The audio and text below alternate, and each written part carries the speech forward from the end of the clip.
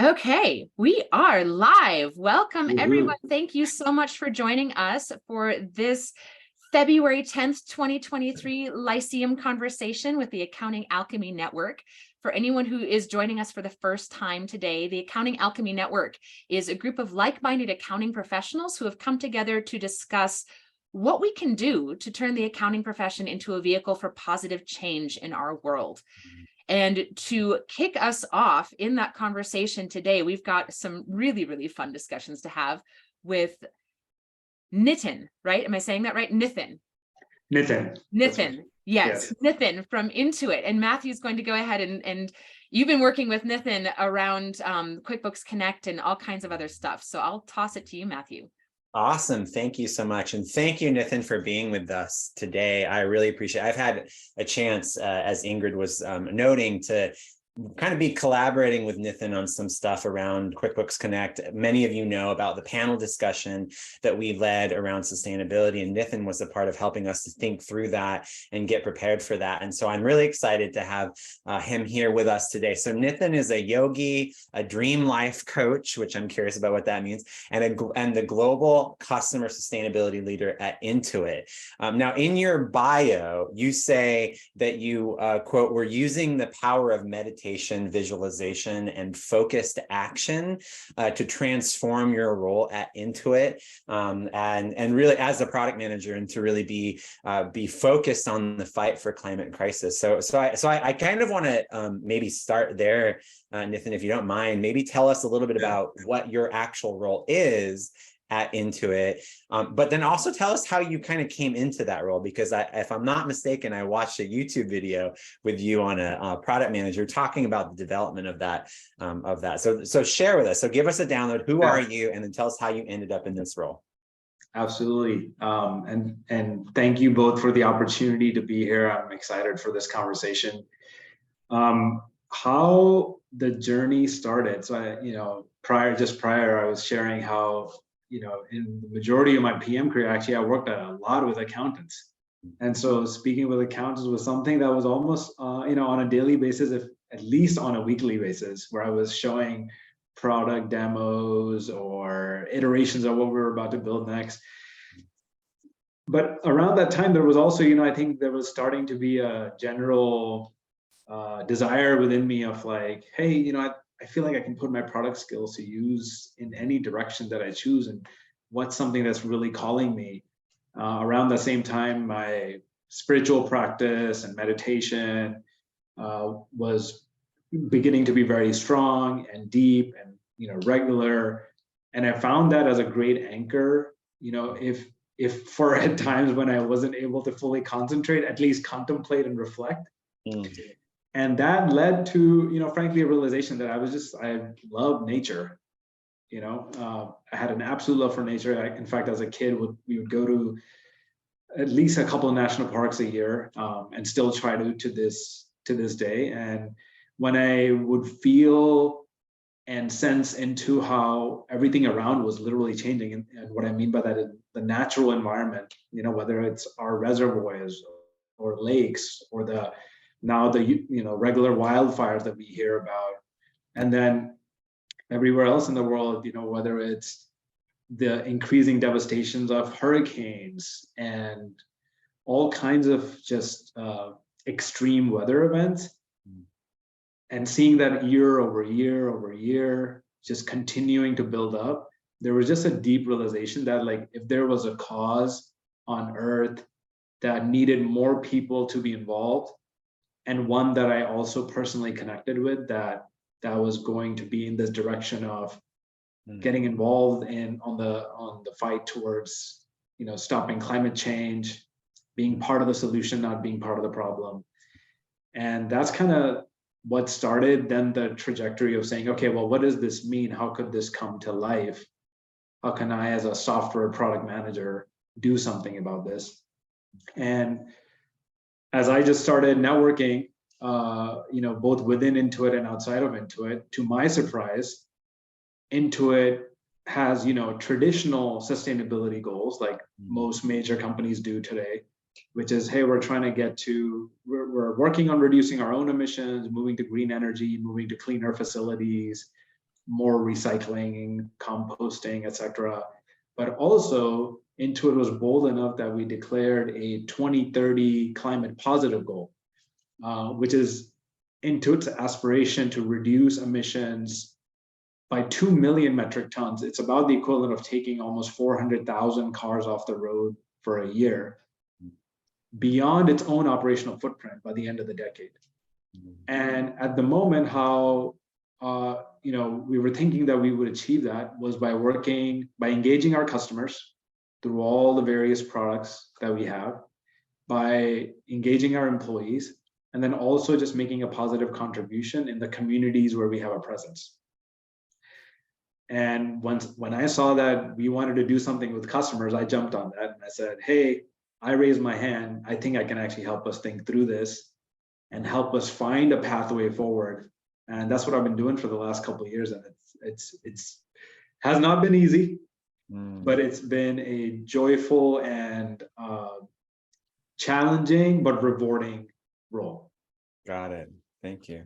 Yeah, and I think one of the things that's becoming very true for me, which I never really sort of, I mean, I guess to be fair, I never really kind of connected with this work at this level until Ingrid and I formed the Accounting Alchemy Network. And now all of a sudden it's like my level of awareness around this stuff is just like whoop, whoop, whoop. And once you really start paying attention and educating yourself and connecting to people, you see things differently, from how you interact with the groceries that you buy, to how you interact with your friends and family, and what you choose to do with work. And so I was listening to a podcast yesterday, the accounting, the cloud accounting podcast with Blake and David, and actually Ted Callahan, I think that's how you say his name. Ted Callahan was on in the interview with them talking about this theme of like what was it, prosperity, what's the tagline? Powering prosperity around the world. Thank you. Powering prosperity around the world. And they were talking about sort of their approach towards QuickBooks Live and this ecosystem of bookkeepers that they were hiring, and really focusing on this concept of prosperity centers, and really kind of looking towards what I would consider economic and workforce development initiatives to lift up communities that need jobs, and need jobs like the jobs that the accounting system can provide. And then conversely, getting to know you, getting to prep for the panel, and kind of thinking about the role that Intuit has to play around climate has really inspired me to be a bigger Intuit advocate than I realize. And so first of all, thank you for like taking this role and holding this responsibility, because I think one of the things that is really important is that we choose to work with vendors who actually believe that this stuff is possible. And so I guess I'm kind of curious, like, how's it going for you? I mean, you mentioned that it's not always easy, and I know we've found that helping to even just get the time and attention of busy accounting professionals is super difficult. So what have been some of the challenges that you face along the way, and some of the wins that you've had in kind of shepherding the responsibility towards climate into it? Yeah, I think when I came into this role, it was mainly just starting out from a sense of like, okay, well, where is the biggest opportunity, and where should we start exploring, testing, talking to customers, since my role was very much focused on engaging customers. And it became, it's still very much clear today that, the opportunity we have working with small businesses across the world, with Intuit having millions of QuickBooks customers across major geographies. It's our biggest international customer base. And small businesses represent, north of 45-50% of worldwide GDP. And yes, while big, large companies, we're all declaring sustainability targets, we're all trying to, optimize their operations, small businesses can't afford to hire a sustainability staff, and especially in the current environment as we know it, they're just trying to stay alive and make ends meet and keep their business thriving. So that's kind of a dual challenge in a way, because they represent such a huge portion of the economy, and of course then as a result the emissions related to that, and so there's a responsibility that goes with that, but at the same time they're not quite in a position to move with the resources and the strength that a large multinational corporation would, like Intuit. And so it's been a challenging experience to trying to find the fine line where we can create some possibilities for small businesses to engage, be part of the conversation. Even, I think as we learned through the experience, was even just starting with education. So making sure that there's relevant content out there, that there's ways for those small businesses that do become interested, they can access either ways to learn about what sustainability means, what it could mean for their business, what are the various ways they could think about implementing different actions within their business, what are the incentives available out there that can actually help them on their journey. And that's where, we've tried several things, everything from can we help small businesses measure their carbon footprint to like, can we help them identify the top 10 actions, et cetera, et cetera. And they all have, some benefit on their own, but I think the biggest one is actually engaging in the conversation to begin with. Just shifting the mindset enough to say, oh yeah, here's a dimension of my business that I could look at, and I could look at how I am part of this ecosystem as a business and what that means for me and my customers. Oftentimes it comes from customers in certain business verticals where customers are becoming very aware and shopping with their wallet and their values. That's what's frankly waking up a lot of the big, companies that we know of. And along that path now, many companies are trying to actually figure out as a part of their operations, how can they bring their supply chains along? Because they also represent small and medium-sized businesses. So as a large company like Intuit says, okay, great, we've measured our footprint. Now we want to reduce emissions by 50% by X time period. Wait, that means our entire supply chain actually needs to change the way they do things. That's when the rubber meets the road, and really you start to figure out like, okay, well, how do we create the tools for our suppliers to measure their footprint? How do we create the incentives for them to take action? And what's going to be the timeline of that? Because this is by no means, a one action and done type of road. This is a very iterative, incremental, building on it year over year, marching together towards success. That's the only way that, I think we've found to make it work. So we're trying to, on that journey for small businesses, trying to figure out, okay, what's the most meaningful way for us to start this conversation with small businesses that would both help anchor towards the larger outcome we want to drive, whether it's the 10-year out or the net zero goals you hear about in the media, but also something that would make sense for them in this year, the next year, the year after. And that's where actually, 6 or 7 months ago, right, Matt, when we started engaging in this conversation, one of the things that dawned on me was like, wow, like we always talk in my accountant days, in my QuickBooks accountant days, we'd always talk about how accountants were the trusted advisors of businesses, and that their role was much larger than just accounting for what has occurred in the business, but also to help them chart the next path. And I was like, well, wait, this is a complicated journey. This whole sustainability thing is not an easy thing for a small business to solve.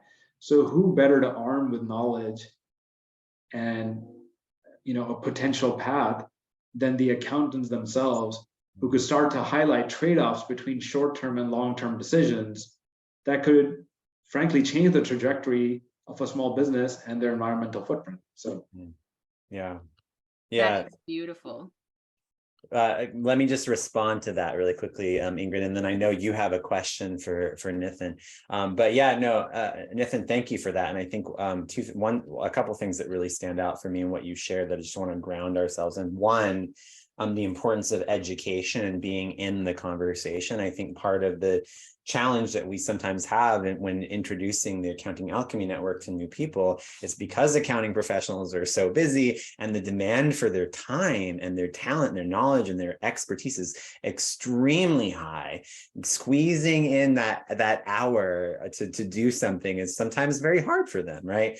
But what we've discovered is that simply by showing up even for just a little bit or listening to just a tiny bit of the conversation can begin to help to unravel the possibilities of what can occur for us as a profession when we choose to be advocates for a better and brighter future. And I think the other thing, so education and just simply being in the conversation is critical. The other thing that that comes forward for me in your share, and perhaps we can spend a little bit of time talking about this at some point, is why accountants, right? And I think you sort of mentioned it, and I have my own thoughts about that too. But I really do believe ultimately that, frankly, accountants are maybe some of the best people to be holding accountable, right? Businesses across the world, particularly small businesses that can have a significant impact on its climate impact in general.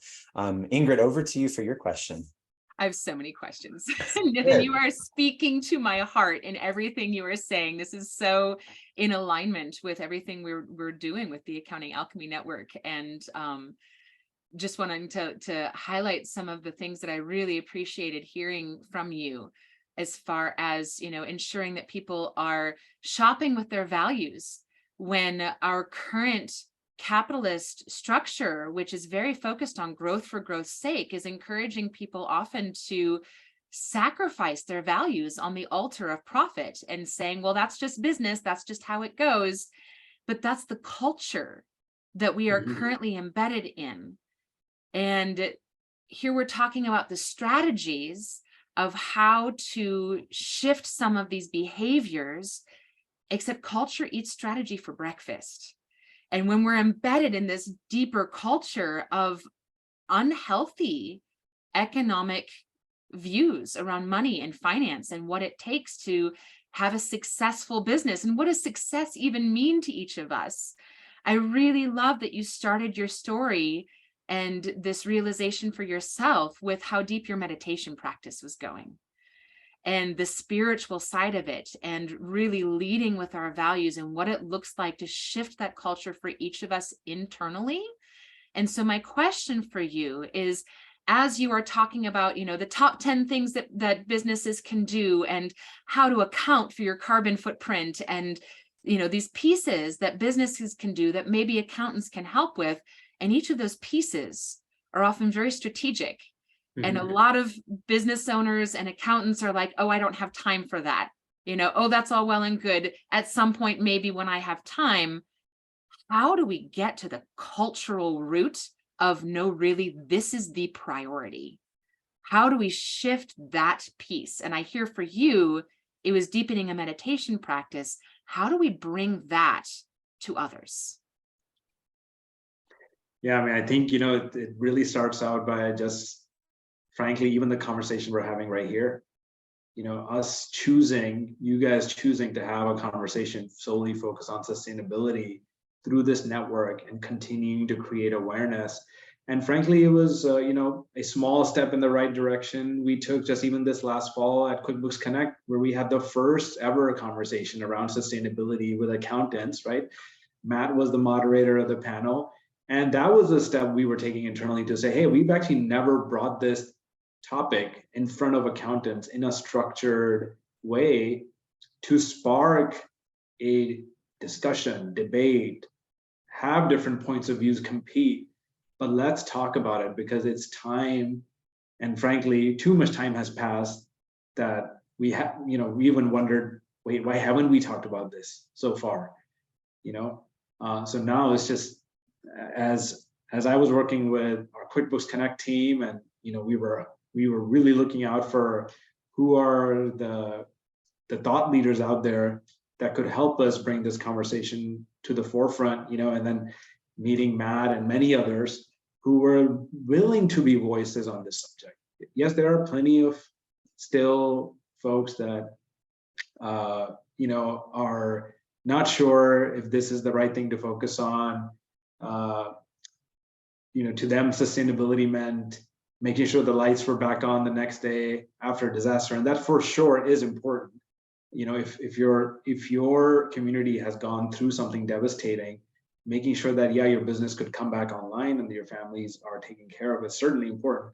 But also to realize the background upon which that event or occurrence is happening. It's every year it becomes more and more starkly clear that these events, yes, there are wildfires, yes, there are hurricanes, but they are continuing to intensify at rates never seen before. The 100-year-old, we would talk about like a once in 100-year or once in 1,000-year type of weather events now tend to occur every year. So I think it's frankly all of us just starting to talk about what we are observing and making the connections. And like you said, Ingrid, culture eats strategy for breakfast. I love what that line, because it is so true. The culture by which we live and the one we choose to support and participate in essentially perpetuates the ethos going forward. So when we hear, a friend or a relative or someone we know at work that perhaps isn't on the same page as you, doesn't mean you have to, engage in a debate. But at the least, I think we, if we arm ourselves with knowledge and why we believe what we do and why we choose to do things a certain way, whether it is eating a plant-based diet at least once a week, or just even introducing more veggies in your diet, or whatever it might be, choosing to buy a more fuel-efficient car, or walk instead of drive, or when possible, like those little changes, we of course embody them.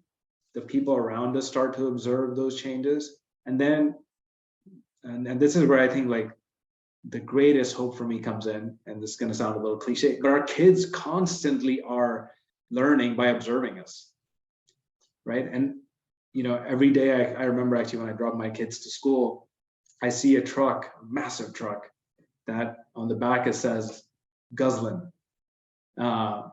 And there are certainly people out there that I think are going in the opposite direction, where they're like, what, you're going to try to save emissions, I'm actually going to burn more, but it's okay. Like we got to let others be the way they want to be until it's their moment to have a recognition for themselves.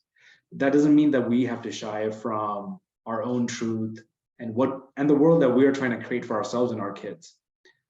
So I think really it's these conversations, and continuing to have these conversations in respectful ways where we're also open to others' point of views, because there is definitely something to learn from those that feel very differently about this, right? Understanding where the disconnect is, what perhaps makes them feel that something is real or isn't real, or is beneficial or isn't beneficial. I mean, I had, for example, I remember a conversation I was having with an accountant. They said, yeah, I would recommend electric cars, but when it floods or there's heavy downpours and the batteries stop functioning, you can't even drive that car anymore. That means now you're, it's no longer even serving the primary purpose you had that vehicle. So that's a very real concern. That doesn't mean we have to throw the electric car out. That means let's make that known, to the manufacturers in our communities, so that we can come up with a solution that can withstand those circumstances, right? So that we can together move in a direction that creates a healthier, more sustainable, more equitable living environment for all of us. That's beautiful. And I want to just follow up to ask you, so I've been down to the Intuit campus in San Jose and gotten to experience the culture walking around that campus and seeing some of the things that you're doing to foster the culture within the Intuit corporate environment. but most of the accountants on this call right now probably have not been to visit Intuit. Are you able to speak at all to how Intuit creates corporate culture with a focus on sustainability and how that is communicated to your team? Where within the Intuit corporate structure does that start? And how do those conversations play out? So for accountants who are maybe watching this call and trying to figure out, how do I shift the culture in my own company? How is a company like Intuit, the size of Intuit, creating that kind of culture? And what does that look and feel like to you as an Intuit employee? Yeah, thank you for asking. And the campus, which is in Mountain View, California, that Ingrid is referring to, it's a beautiful campus. They've, over the years, have definitely taken a lot of initiatives to offer. We didn't used to have the option to say, for example, compost at work, and that became something that was like they started, and it's still a journey. I don't think we still get all our trash sorted correctly, but there's constant education on how we can do that and do it better. But in terms of culturally, I think to the more important question, Ingrid, you were asking, I don't know the history of it, all of it. Although I have been at Intuit a long time, so I can probably speak from observation, but I haven't been in the sustainability team the entire time. What I can observe and what I've seen is there's a recognition tops down that this is that living as a steward of the planet and the environment in which the business exists and functions and thrives is a table stakes requirement. What role we choose to play in it can be discussed and debated, and ways of going about it can be discussed and debated. But do we owe a responsibility to the environment and the ethos in which we exist? There's no questions at all. I know from a very early time that Intuit was always trying to be more sustainable, trying to implement various employee incentives to whether it was, even having electric charging at work, or moving towards, even in our kitchens, moving to paper cups and encouraging employees, for example, frankly, forget even paper cups, encouraging employees to reuse reusable ceramic cups, and having the workplace staff to support and frankly, educating employees who then be able to also say, hey, yeah, rinse out your cups, put them in the dishwashers, and someone will make sure that you have at least clean cups in the morning when you come back in. And we don't need to be using 10,000 cups that all get thrown into trash at the end of the day. So little changes like that, I know, started sort of disparately within various orgs within Intuit, but I think what keeps them, what firmly established the momentum and keeps it going is a recognition from the very tops down, from CEO down, that this is an important value and that we are stewards of the environment. Building it into our operating rhythm. So Intuit talks about true north goals often. You may have heard of this term. And one of the true north goals is our positive work on climate. And this goal, the 2030 goal I described of, helping reduce 2 million metric tons of carbon outside of Intuit operations by that time period. And our CEO in every quarterly company, what we call the state of the company address, I think it's the second or third slide where he talks about how the company is doing against that climate goal, alongside other core metrics of employee survey and how's employee engagement, of course, revenue growth and business unit performance. But right alongside all of those topics is also, here's what we had set for our climate goal, here's how we are doing to date. What are we learning? What are we choosing to do differently, and so forth. So there's that creates accountability from the very top down. But I know it took a long time, right, for us to be able to gain that level of buy-in from execs as well to say, yeah, we're going to put it in front of our board. We're going to put it as part of this ongoing operating rhythm for the company. And I think even internally, it really was just, it started out with having the conversation to say, what is important to us? What are our core values? And given what we see happening in the world, if we are truly trying to power prosperity around the world, will we be able to power prosperity if the world is burning down and getting flooded? You know, if one of our ultimate goals is that we want to increase the survival rate of small businesses, and that's actually a metric that's tracked within Intuit. If we want to help increase the amount of small businesses that are able to survive past their 3-year and 5-year mark, is knowing that all these environmental catastrophes are continuing to increase, is that actually going to help us achieve our goals? And if not, how can we be part of the solution? We know it's way bigger than any one company can solve, but if we start speaking up, we become that voice for our peers around us, they start speaking up, can we then create a larger momentum that does help address this macro challenge that is way beyond just any one of us?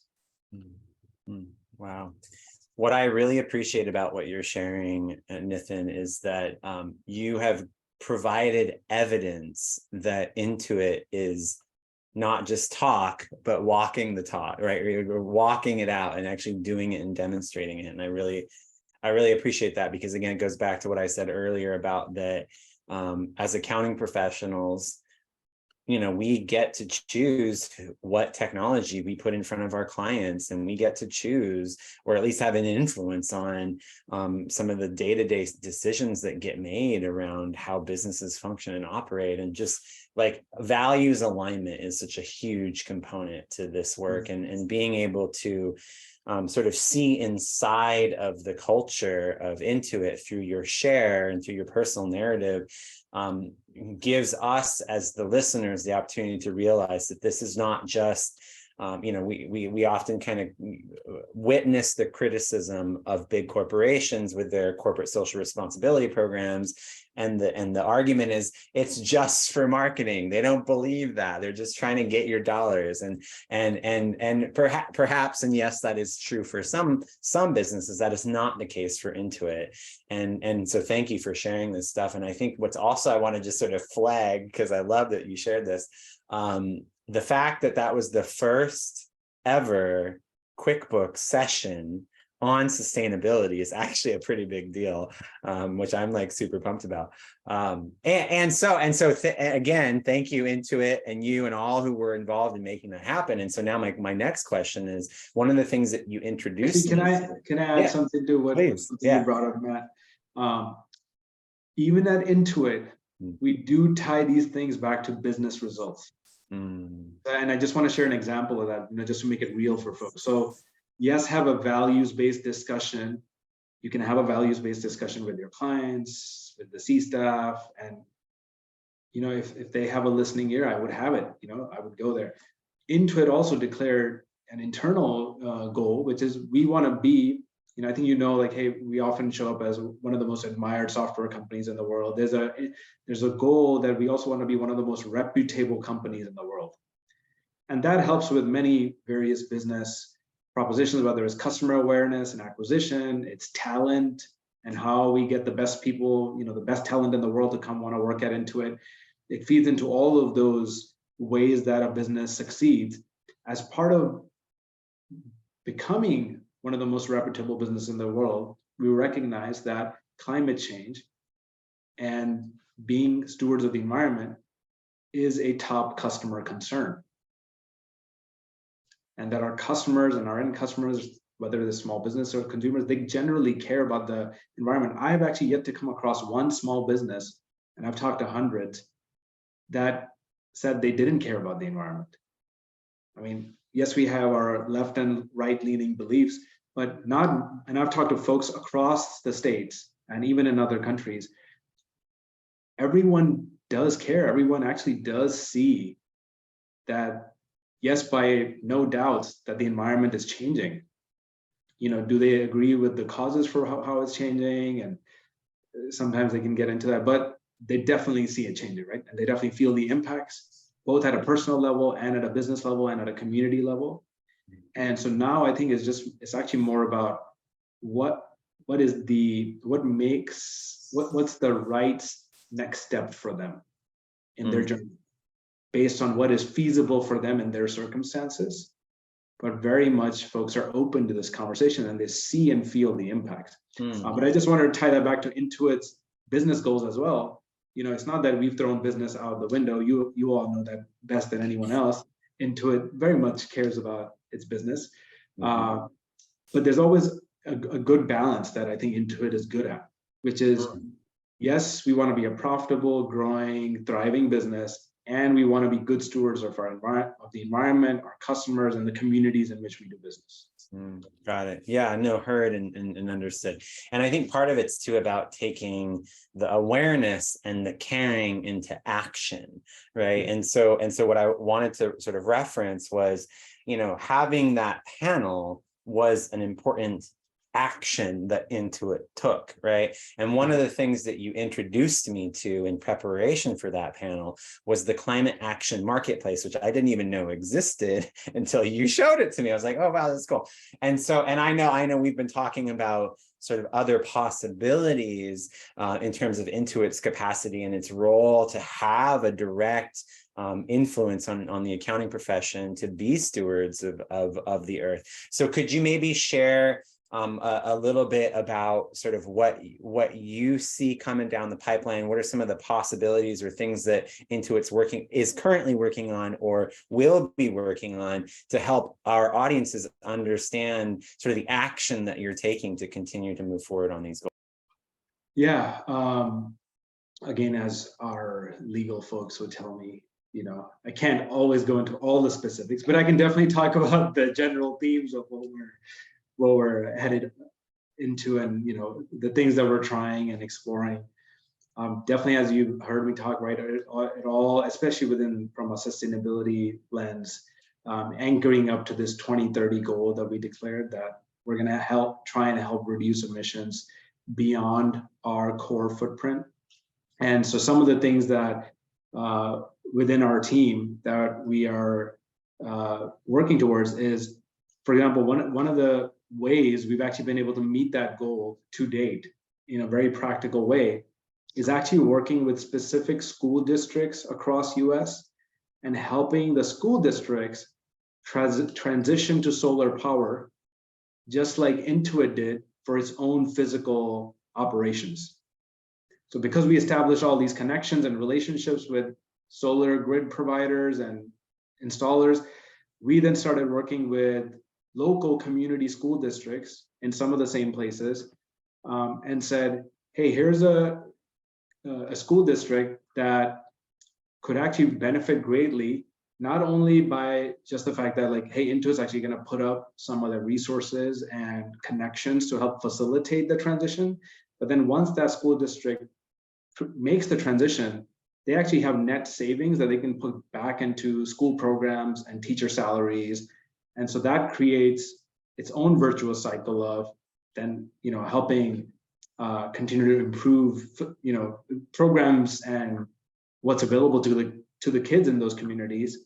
Part of Intuit's mission to, around powering prosperity is also how can we better empower the next generation on financial literacy skills and everything that goes alongside that, so that they're more financially prepared when they enter college or the workforce, and etc. So there's such a great, I love those projects because it's such a great mix of direct environmental impact and also long-term community impact. Those have been actually some of the most successful projects to date, and that's publicly available out there. We talk about them in our corporate responsibility report quite a bit. Where we're headed next is actually, one is of course scaling those projects just like that further, so bigger projects in bigger school districts, but also exploring other ways we can have impact on towards, for example, even can we make a dent towards eliminating hunger while actually helping divert excess food through food-based small businesses, and helping connect those dots. You know, another way that, for example, I'm specifically exploring within my role is what can we do within QuickBooks, within TurboTax, within Mint and Credit Karma that could actually help create just that next bit of conversation. It doesn't have to be like the most perfect solution, but just that next level of conversation with an opportunity to have a meaningful impact also, because our success for our work is always measured by, did we actually drive a positive impact on climate? I'll give you a concrete example. One of the things we're looking at is, millions of customers file their taxes through TurboTax, and millions of small businesses use QuickBooks to actually track everything in their business. For the small businesses, can we help them actually get a sense for what their environmental footprint is as an estimate based on their financial inputs and outputs? And it's actually very doable. There's a lot of carbon accounting companies out there that do just that. They take in financial transactions, and with your geographical parameters and certain metrics, they can translate that into an estimate. It's not the most concrete footprint for your business, but it's a directionally good estimate to get the conversation started. So we're looking at several app providers out there to see, can we actually bring on a few onto the QuickBooks App Store that could then provide a pathway for a small business to be able to use their QuickBooks data and actually get an estimate of their environmental footprint.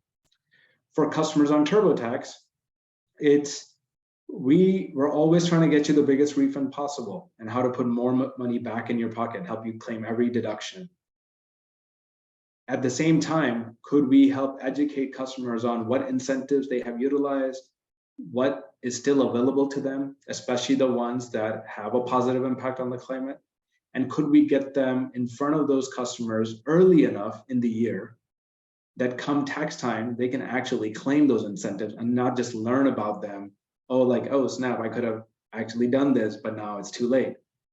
So those are the kind of things we're thinking of that are deeply embedded in a customer's existing experience with us, but yet build upon it and helps sort of drive towards in the direction of creating a positive impact on climate. That is so amazing. I just want to note really quick, you managed to weave together climate action, money and finance, and ending world hunger practically within the same sentence. Lynn Twist would love this conversation. I'm going to have to send her the link to this. And yeah, I don't know if you are aware of Lynn Twist. She's the author of The Soul of Money and Living a Committed Life is her new book. And she is one of the founders of the Pachamama Alliance, which now I'm wondering, wow, Intuit and the Pachamama Alliance might be able to do some amazing things in the world together. So we should be talking. So cool. Thank you. Yeah, no, and I also want to acknowledge you also brought education into the conversation as well, and really what it's like as you were talking, and like the thing that came to me was, oh wow, Intuit's a social enterprise. It's not like a regular traditional corporation. Like it actually it's mission driven, and it's driven to do good, and it's doing it in these really profound ways. And I like that story about helping the school to put on the solar panels and then to shift the finances so that savings could then go back to teachers' salaries and supplies. I mean, it's like people don't realize how systematically impactful that could be, because that additional cash flow could be the difference between them having an arts program that has supplies versus not even having an arts program, right? I mean, because as is exampled in Washington State, like we have legislation that requires the education in the arts, but we don't allocate any money to budget for the supplies that the school teachers need. So it's great to see how how there's this sort of systemic change that's occurring inside of this work that you're doing. So it's so super cool. And I guess one of my dreams would be to see, like, right next to the, you know, the profit and loss statement or the balance sheet or any of the other reports inside of the report center in QuickBooks, to also be able to run like a social impact report right there, right? That would be a dream come true, at least for everybody in the Accounting Alchemy Network. Yeah. So yeah, no, That would be amazing. That's a dream of mine too. There was a time actually when I worked literally in reports for creating functionality for many of the accountant needs we were hearing at that time. You know, whether it was like custom reports, it's where like we're reminding you of my old days. But I have a dream that one day you will see a link in the report section that will say something along the lines of either get your social impact report or, you know, get your carbon report or something. And we start to move in that direction, which puts your core business KPI metrics right alongside some of the other business metrics that also matter. That's brilliant. And I would also love to ask what Matthew was just mentioning about Intuit kind of being a social endeavor, you know, that the dollars are going back to these things. How does that show up in Intuit's responsibility to your shareholders? You know, we definitely, so one of the ways we continue to communicate that, and actually, as you all might know, especially for large companies, the larger investor community is actually quite active in wanting companies, right, to have a thoroughly thought through strategy, sort of a ESG strategy.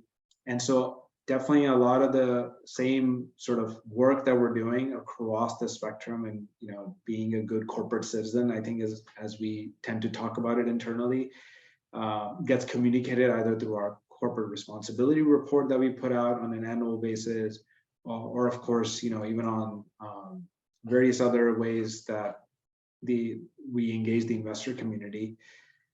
You know, I think the way I think we truly, or the way that, you know, our team, the corporate responsibility team, at least where I sit, the way we really care about it is like, how can we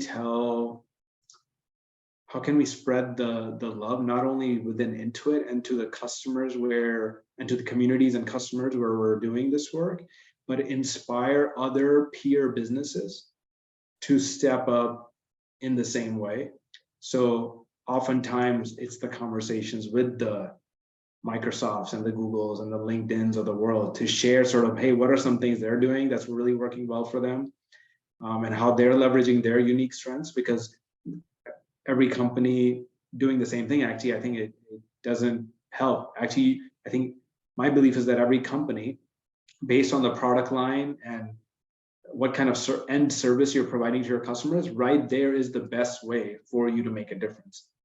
So if it's the product that you're manufacturing that today has some element that is not environmentally sustainable, or if there's a service you're providing that could be structured in a way to include, you know, aspects that help us look at the larger picture, such as the role accountants can play with their clients, you know, I think that's probably the best way for us to play a role, is to embed this conversation within our day-to-day work rather than it being something just outside of it. Cool. Now, we are coming up on the back end of our conversation today, and I want to maybe make this a little bit more personal, Nitin, because in your bio, you say when he's not leading climate, he loves to lead transformational conversations that help people discover, design, and live their dream lives. And then I know you also have a podcast, because you sent it to me yesterday. And I got to listen to the food episode, which was super awesome and super inspiring. So can you give us a little bit of insight into, like, what are you doing when you're not, frankly, doing the coolest job on one of the coolest jobs on the planet? When you're not saving the world, what's the other stuff you do to save the world? Exactly. Yes. Tell us, please. Yeah, I think so. That part of the story and the journey is really actually, frankly, just inspired from my own journey in life. You know, I often talk about how it's like my life journey so far has been one of like personal growth is what helped me sort of persevere through a transition from growing up in India, but then moving to US as a teenager, adapting, learning and, just, going through the various phases of putting myself through college, and landing a good job, the usual things we do, but just that the sort of the recognition that focusing on personal growth and continuing to invest in yourself to grow your skill set pays dividends down the road has held true throughout, my short career. And then the second, I would say, arch that came into that once I felt like I had a footing underneath, because I didn't come from a super wealthy background or anything. Definitely I was working essentially part-time to full-time through college. Definitely had a great support structure with my family and loving parents, but we weren't necessarily financially abundant. And so it created some of that. It created the container for me to want to take charge of my own life. And as I went through that journey, and once I felt like I had a decent foundation where I was like, okay, yeah, I started out actually of all things as a financial analyst at Intuit, before moving into marketing, then moving into product management, and now in this current role in sustainability. But throughout that, what it formed was sort of the second arc in my life, which was it led into a conversation around purpose. So throughout each of those role transitions, I was always looking for what kind of spoke to my heart. And our previous CEO, some of you might know him well, Brad Smith, would always say, listen to the thing that makes your heart beat just a little bit faster and speaks to your heart. And therein lies the hint towards what's likely the path for you. And so as I was doing that for myself, whether it was a marketing role that I stepped into and quickly learned that, boy, that was one hell of a role, and I learned a ton, but it was not where I wanted to be.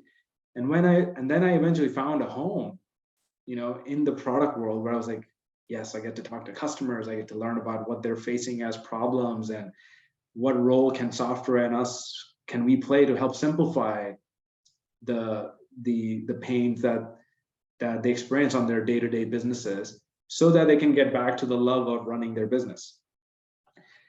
And as I was mentioning earlier, Matt, at some point I had the realization of like, wait, I can actually use this skill set towards anything in the world. And that's what kind of led me then to sustainability. So now, having gone through that journey, I essentially help and work with people, one-on-one as a coach to understand their journey and help them recognize what is within their heart's calling that's calling out to them, but perhaps has been getting left behind, and how they can move beyond any obstacles or sometimes our own assumptions that keeps us locked into our current ways of doing things. But we don't have to take these gigantic steps and leave everything behind and completely move into a new world that's unknown. We can take baby steps in that direction, learn along the way, continually tweak. And over time, when you realize a year, 2, 3 down the road, when you've been taking one step every day, you find yourself in a place that doesn't look anything like where you were before, but yet all of that has informed it and you've learned from it, and you start to create your dream life. And that's what I really mean by dream life coach. I put that out there. I put it out there on purpose because I want to drive this recognition among folks that we always hear the saying, if we put our mind to it, anything is possible. Where there's a will, there's a way. But I also want folks to recognize that if they decide to take charge of their life,